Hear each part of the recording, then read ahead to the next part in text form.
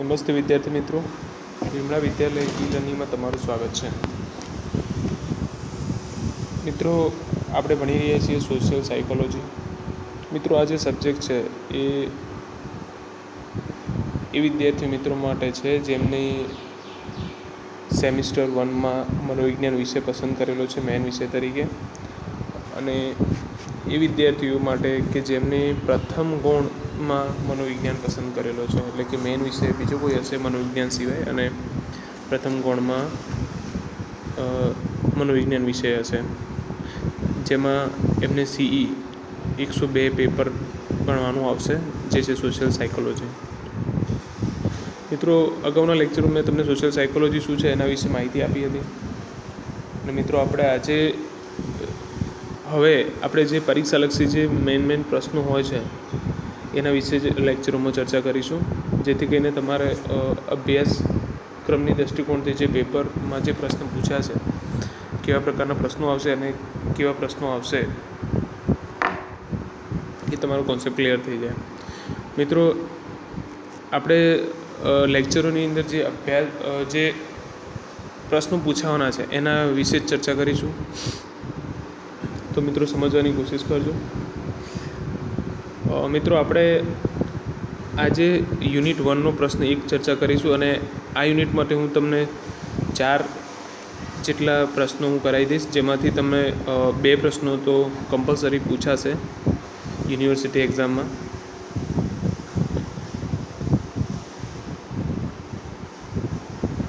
તો મિત્રો, સ્ટાર્ટ કરીએ. મિત્રો, પ્રશ્ન 1 છે, સમાજલક્ષી મનોવિજ્ઞાનની વ્યાખ્યા આપી તેની સમજૂતી આપો. પ્રશ્ન મિત્રો ખૂબ જ ઇમ્પોર્ટન્ટ છે, પરીક્ષામાં પૂછી શકાય એવું છે. તો જોઈએ એની પ્રસ્તાવના. માનવી વિના બિલકુલ ન ચાલે. તમે એકલા હોવ ત્યારે બીજાનો સાથ સંગાથ ઈચ્છો છો. માનવી એક સામાજિક પ્રાણી છે. તે સમાજમાં જીવે છે અને સમાજમાં મૃત્યુ પામે છે. જરા કલ્પના કરો કે સમાજ ન હોય તો શું થાય. તમને વિનય, વિવેક, રીતભાત, રિવાજ કશું જ ના આવડે. નહીં કે તમે સાવ અજાણ છો, અસંસ્કારી અને જંગલી જેવા થઈ જાઓ. સમાજ વિના આપણને જરાય ગમશે નહીં, બિલકુલ ન ફાવે. મનોવિજ્ઞાનની શાખા તરીકે સમાજલક્ષી મનોવિજ્ઞાન એ સમાજમાં રહેતા માનવીનો અભ્યાસ કરે છે. પરંતુ સમાજલક્ષી મનોવિજ્ઞાન એટલે શું? તો મિત્રો, આ પ્રસ્તાવના તમે સમજી શકો છો કે સમાજમાં જે વ્યક્તિઓ રહે છે અને એ વ્યક્તિઓની જે રહેવાની પદ્ધતિ છે એના કારણે બીજાના ઉપર એનો કેવો પ્રભાવ પડે છે. અને વ્યક્તિ જ્યારે એકલો હોય છે જ્યારે કોઈની સાથ સંગાથી હોય છે ત્યારે એનું વર્તન ભિન્ન હોય છે. તો આવું કેમ થતું હોય છે? સામાજિક કેવા દબાવો હોય છે, સામાજિક પ્રેશરો કેવા હોય છે જેના કારણે આપણે વર્તન કરવા પ્રેરાઈએ છીએ. તો એ વર્તનનો અભ્યાસ સામાજિક મનોવિજ્ઞાનમાં થાય છે. મિત્રો, સમાજલક્ષી મનોવિજ્ઞાનની વ્યાખ્યા જોઈએ તો સમાજલક્ષી મનોવિજ્ઞાનની વિવિધ વ્યાખ્યાઓ નીચે મુજબ છે. તો મિત્રો, તમે લખી લેજો. એની પહેલી વ્યાખ્યા છે, સમાજલક્ષી મનોવિજ્ઞાન એ સમાજમાં થતા વ્યક્તિના વર્તનનો વૈજ્ઞાનિક અભ્યાસ કરે છે. ક્રચફિલ્ડ અને બેલાચી દ્વારા આ વ્યાખ્યા આપવામાં આવી હતી. તો મિત્રો, તમે જોઈ શકો છો કે આમાં સમજાવવામાં આવ્યું છે કે સમાજલક્ષી મનોવિજ્ઞાન એ સમાજમાં રહેતા વ્યક્તિના વર્તનનો વૈજ્ઞાનિક રીતે અભ્યાસ કરે છે. ત્યાર પછી મિત્રો, બીજી વ્યાખ્યા છે, સામાજિક પરિસ્થિતિમાં થતા વ્યક્તિના વર્તન અને વિચારોના સ્વરૂપ અને કારણોને સમજવાનો પ્રયત્ન કરનાર વૈજ્ઞાનિક ક્ષેત્રને સમાજલક્ષી મનોવિજ્ઞાન કહી શકાય. મિત્રો, આ વ્યાખ્યામાં સમજાવવામાં આવ્યું છે કે સામાજિક પરિસ્થિતિમાં થતા વ્યક્તિના વર્તન એટલે કે સમાજમાં તમે એકલા હો ત્યારે, અને સમાજમાં એટલે કે કોઈ પ્રસંગમાં હો ત્યારે તમારું વર્તન, તમારા વિચારોનું કેવું સ્વરૂપ છે એને સમજવું હોય તો એક વૈજ્ઞાનિક અભ્યાસ થાય. અને એ આ સમાજલક્ષી મનોવિજ્ઞાનના ક્ષેત્રમાં થાય છે. મિત્રો, આ જે વ્યાખ્યા છે રોબર્ટ બેરોન અને ડોન બાયર્ન દ્વારા આપવામાં આવી છે. મિત્રો, ત્રીજી વ્યાખ્યા છે સમાજલક્ષી મનોવિજ્ઞાન સામાજિક પરિસ્થિતિમાં થતા અન્ય વ્યક્તિઓ પ્રત્યેના પ્રતિવ્યાપારોમાં પ્રતિબિંબ થતા વ્યક્તિના વર્તનનો અભ્યાસ કરે છે. ફરીથી જોઈએ તો કે છે સમાજલક્ષી મનોવિજ્ઞાન સામાજિક પરિસ્થિતિઓમાં થતા અન્ય વ્યક્તિઓ પ્રત્યેના પ્રતિવ્યાપારોમાં પ્રતિબિંબિત થતા વ્યક્તિના વર્તનનો અભ્યાસ કરે છે. એટલે કે મિત્રો, સમાજલક્ષી મનોવિજ્ઞાનમાં જે સામાજિક પરિસ્થિતિ હોય છે એમાં વ્યક્તિ પ્રત્યેના પ્રતિવ્યાપારો, એટલે કે વ્યક્તિ તમારી સાથે કોઈ વર્તન કરે છે એની સામે તમારું જે વર્તન છે એ વર્તન કેવું ઉદ્ભવે છે એનું પ્રતિબિંબ, એટલે કે એને નોંધ રાખતું વિજ્ઞાન એટલે સમાજલક્ષી મનોવિજ્ઞાન.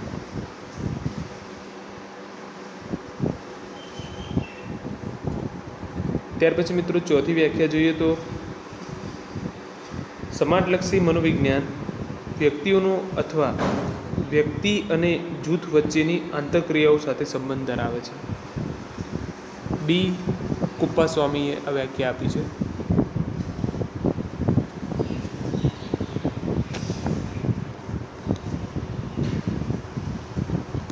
એમાં એ સમજાવે છે કે સમાજલક્ષી મનોવિજ્ઞાન વ્યક્તિઓ અને વ્યક્તિઓનો અથવા વ્યક્તિ અને જૂથ વચ્ચેની, એટલે કે એક વ્યક્તિનો સામાજિક જૂથ કે જેને તમે તમારા સગા સંબંધીઓ કહી શકો છો, તમારા મિત્રવર્ગ કહી શકો છો, તમારા ક્લાસરૂમમાં તમારા મિત્રોને જોઈ શકો છો. તો આની સાથે તમારું વ્યક્તિત્વ કેવું છે, કેવું તમારું સંબંધ છે, એની સાથે કેવી રીતે તમે આંતરક્રિયા કરો છો. પછી જૂથ વચ્ચે, એટલે કે બે સામાજિક જૂથો હોય એ બંને વચ્ચે કેવું આંતરક્રિયા થાય છે એનો અભ્યાસ કરતું વિજ્ઞાન એટલે સમાજલક્ષી મનોવિજ્ઞાન. મિત્રો, હવે આપણે વ્યાખ્યાની સમજૂતી જોઈએ.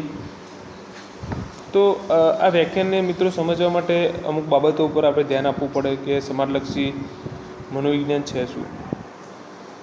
મિત્રો, એમાં આપણે પહેલું જોઈશું કે સમાજલક્ષી મનોવિજ્ઞાન એક વિજ્ઞાન છે. વિજ્ઞાન શબ્દ આપણને વારંવાર સાંભળીએ છીએ. વિજ્ઞાન એટલે શું? વિજ્ઞાન એટલે હેતુપૂર્વકનું પદ્ધતિસરનું જ્ઞાન. સમાજલક્ષી મનોવિજ્ઞાનમાં સમાજમાં રહેતા વ્યક્તિના વર્તનનો અભ્યાસ કરવામાં આવે છે. વિજ્ઞાન કોઈ પણ બાબતને સાબિતી વિના સ્વીકારતું નથી. તે જ રીતે સમાજલક્ષી મનોવિજ્ઞાનમાં પણ સમાજમાં રહેતા વ્યક્તિઓના વર્તનો શા માટે, કેવી રીતે અને કેમ ઉદ્ભવે છે તેનો વૈજ્ઞાનિક અભ્યાસ કરે છે. વિજ્ઞાનમાં બે બાબતો મિત્રો મહત્ત્વની છે, એ છે મૂલ્યો અને સમૂહ. મૂલ્યોના સમૂહ વિવિધ મુદ્દાઓનો અભ્યાસ કરવા માટેની પદ્ધતિઓ. કોઈપણ ક્ષેત્ર કે વિદ્યાશાખાને વિજ્ઞાન કહેવા માટે તેમાં ચોકસાઈ, વસ્તુનિષ્ઠતા, સંશયવાદ, ખુલ્લાપણું આ બધી બાબતો હોવી જરૂરી છે. સમાજલક્ષી મનોવિજ્ઞાન સામાજિક વર્તન કે સામાજિક વિચારોનો અભ્યાસ અને વિશ્લેષણ કરવા માટે વૈજ્ઞાનિક પદ્ધતિઓનો ઉપયોગ કરે છે. તો મિત્રો, તમે સમજો કે આમાં એવું કહેવા માગે છે કે વિજ્ઞાન શબ્દ છે, વિજ્ઞાન જ્યાં શબ્દ છે ત્યાં વસ્તુનિષ્ઠતા, ચોકસાઈ આ બધી બાબતો મહત્ત્વની છે. વિજ્ઞાન કોઈ બી વિષયને વિજ્ઞાન કહેતા પહેલાં એ જોઈ લેવું પડે કે એની ચોકસાઈ કેટલી છે, એની અંદર જે પ્રયોગો કે એના અંદર જે માપન થશે સ્વભાવનું, વર્તનનું કે કોઈ પણ બાબતનું, તો એ વસ્તુનિષ્ઠ હોવું જોઈએ, નિરીક્ષણક્ષમ હોવું જોઈએ. આ બધી બાબતો જરૂરી છે. ત્યાર પછી મિત્રો બીજું એનું જે બીજી એક મહત્ત્વની બાબત છે જેના દ્વારા આપણે સમાજલક્ષી મનોવિજ્ઞાન સમજી શકીએ, તો એ છે સમાજલક્ષી મનોવિજ્ઞાનના અભ્યાસનું એકમ વ્યક્તિનું વર્તન છે. મિત્રો, મનોવિજ્ઞાન એટલે જ વ્યક્તિનું વર્તનનો જ અભ્યાસ કરે છે. એટલે સમાજલક્ષી મનોવિજ્ઞાનને પણ એકમ તરીકે આપણે જોઈએ તો વ્યક્તિનું વર્તન જ છે. મૂળ તો સમાજમાં તો વ્યક્તિ જ રહે છે. સમાજલક્ષી મનોવિજ્ઞાનના અભ્યાસનું મહત્ત્વ એકમ વ્યક્તિના વર્તનનો અભ્યાસ કરવાનો છે. વર્તન એટલે શું? વર્તન એટલે 24 કલાકમાં વ્યક્તિ જે કરે છે તે ટોળામાં માણસનું વર્તન બદલાય છે. આ વાત સાચી, પરંતુ ટોળામાં વ્યક્તિ વર્તન કરે જ છે. લગ્ન, છૂટાછેડા, પુનઃલગ્ન, પ્રેમ વગેરેના ખ્યાલો સમાજે જુદા જુદા હોય છે. આવા અનુભવોમાંથી વ્યક્તિ પસાર થાય છે. વ્યક્તિ વર્તન કરે છે. વર્તન અને વિચાર પર સામાજિક અને સાંસ્કૃતિક પરિબળોની અસર થાય છે. એનો સમાજલક્ષી મનોવૈજ્ઞાનિકોએ સ્વીકાર કર્યો છે. પરંતુ આ પરિબળો વ્યક્તિના વર્તન, વિચારોને ઘડવામાં શું ભૂમિકા ભજવે છે તેનો અભ્યાસ થાય છે. સમાજલક્ષી મનોવિજ્ઞાન અને સમાજશાસ્ત્ર બંને જુદા પડે છે. જ્યારે સમાજલક્ષી મનોવિજ્ઞાન વ્યક્તિના વર્તનનો સમજવાનો પ્રયત્ન કરે છે. ત્રીજી બાબત મિત્રો એમાં એ છે કે સમાજલક્ષી મનોવિજ્ઞાન સામાજિક વર્તન અને વિચારોના કારણોને સમજવાનો પ્રયત્ન કરે છે. એમાં જોઈએ તો કે છે આધુનિક સમાજવાદી મનોવૈજ્ઞાનિકોના મતે વ્યક્તિના સામાજિક વર્તન, વિચારો પર બોધાત્મક, પર્યાવરણીય, સાંસ્કૃતિક કે જૈવિક ઘટકોની અસર પડે છે. આવી વ્યક્તિના સામાજિક વર્તન અને વિચારોને સમજવા હોય તો સંબંધિત બધા જ ઘટકોને સમજવા પડે. તો મિત્રો સમાજલક્ષી મનોવિજ્ઞાનના વર્તન અને વિચારોને કારણો સમજવા માટે અમુક ઘટકો છે જે ઘટકો આપણે સમજવા પડે. તો મિત્રો જે ત્રીજી બાબત છે એનો એક પહેલો ઘટક છે સામાજિક ઘટક. તો સામાજિક ઘટકોમાં બીજા વ્યક્તિઓના વ્યવહારો તેમજ લક્ષણોનો સમાવેશ થાય છે. બીજા વ્યક્તિના વ્યવહારો અને લક્ષણોની જાણે અજાણે આપણા વર્તન પર શી અસર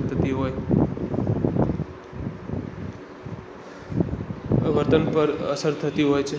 જેમ કે આપણને કોઈ કહે કે તમારા ડ્રેસ બરાબર નથી તો તમે ડ્રેસ બદલી નાખો છો. બીજાની અસર આપણા ઉપર ખૂબ જ હોય છે.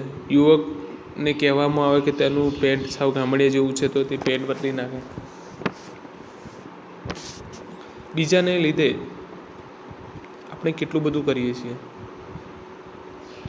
મિત્રો બીજું એક ઘટક છે એ છે બોધાત્મક વ્યાપારો. હવે બોધાત્મક વ્યાપારો શું છે એમાં જોઈએ તો એમાં છે કે ધારો કે તમે અને તમારા મિત્રો કોઈ સ્થળે મળવાનું નક્કી કર્યું હોય અને તમારા મિત્રો મોડો આવી જાય તો કહે માફ કરજે યાર મારે મોડું થઈ ગયું એવું તમને કહે. વિશેષ ખુલાસા રૂપે કહે છે કે હું નીકળ્યો હતો અને વહેલો પરંતુ રસ્તામાં ટ્રાફિક જામ થઈ ગયું. આપણને ખબર હોય છે કે ભાઈ જૂઠું બોલે છે, એમ છતાં પણ આપણે ચલાવી લઈએ છીએ. આવી પરિસ્થિતિ આપણને જોવા મળે છે. સામાજિક વર્તન અને વિચારો બોધાત્મક વ્યાપારો મહત્ત્વના છે અને એની ભૂમિકા મહત્ત્વની છે. ત્રીજું મિત્રો ઘટક છે એનું એ છે પર્યાવરણીય પરિવર્તન.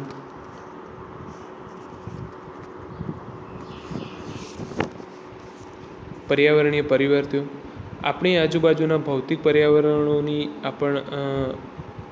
પર્યાવરણોની પણ આપણા સામાજિક વર્તન અને વિચારો પર અસર થાય છે. વૈશાખના બળબળતા બપોરે અને વરસાદની ભીની મોસમ હોય તો તે બંને વાતાવરણ આપણો મૂડ બદલાય છે. ચારે બાજુ ખીલેલી વનરાજી, વહેતા ઝરણા અને પર્વતો આપણને મૂડમાં લાવી દે. મનોવૈજ્ઞાનિકો કહે છે કે પર્યાવરણ આપણા વિચારો, વર્તન અને લાગણીઓ પર અસર કરે છે. લાંબી રાહ જોડાયા પછી ઓગસ્ટના અંતમાં તૂટી પડેલો વરસાદ લોકોને આહલાદક લાગે છે. મિત્રો ચોથું એનું ઘટક છે સાંસ્કૃતિક સંદર્ભો. સાંસ્કૃતિક સંદર્ભોમાં જોઈએ જે સંસ્કૃતિમાં આપણો ઉછેર થાય છે તેની અસર આપણા વર્તન અને વિચારો પર થાય છે. વર્ષો પછી દીકરો વિદેશથી પાછો ફરે અને એરપોર્ટ પર તેના માતા પિતા તેને લેવા ગયા હોય તો દીકરો માતા પિતાને પગે લાગે છે. તે પશ્ચિમી રીતે હેલો ડેડી કે hello mummy, how do you do એમ કહેતો નથી. એક જ દેશની જુદા જુદા પ્રદેશોમાં પણ જુદી જુદી સંસ્કૃતિ જોવા મળે છે. એના પછીનો મિત્રો મુદ્દો છે જૈવિક ઘટકો. પાંચમું એનું ઘટક છે. તો એ શું છે જોઈએ જૈવિક ઘટકોમાં. શું સામાજિક વર્તન પર જૈવિક ઘટકોની અસર પડે છે? 10 વર્ષ પહેલાં મોટા ભાગના સમાજલક્ષી મનોવૈજ્ઞાનિકોનો જવાબ નામો આપતા હતા. હવે આ જવાબમાં પરિવર્તન આવ્યું છે. ઉત્ક્રાંતિવાદી મનોવિજ્ઞાનના મનોવૈજ્ઞાનિકોએ જણાવ્યું છે કે પૃથ્વી પર બીજા પ્રાણીઓની જેમ માનવી પણ ઉત્ક્રાંતિનું જ પરિણામ છે. આમ જૈવિક ઘટકો ખૂબ જ મહત્ત્વના છે, બળવાન હોય છે. તો મિત્રો, આપણે જોયું કે સમાજલક્ષી મનોવિજ્ઞાનની વ્યાખ્યા અને એની સમજૂતીમાં આપણે એની વ્યાખ્યાઓ જોઈ અને એના જે ઘટકો છે કે સમાજલક્ષી મનોવિજ્ઞાન શું છે. તો એના માટે આપણે 3 બાબતો મુખ્ય સમજવાની હતી. એક છે સમાજલક્ષી મનોવિજ્ઞાન એક વિજ્ઞાન છે. બીજું છે સમાજલક્ષી મનોવિજ્ઞાનના અભ્યાસનું એકમ વ્યક્તિનું વર્તન છે. ત્રીજું છે સમાજલક્ષી મનોવિજ્ઞાન સામાજિક અને સામાજિક વર્તન અને વિચારોના કારણે સમજવાનો પ્રયત્ન કરે છે. અને મિત્રો, આ જે ત્રીજો મુદ્દો છે સમાજલક્ષી મનોવિજ્ઞાન સામાજિક વર્તન અને વિચારોના કારણોને સમજવાનો પ્રયત્ન કરે છે. એમાં 5 ઘટકો આપણે જોયા.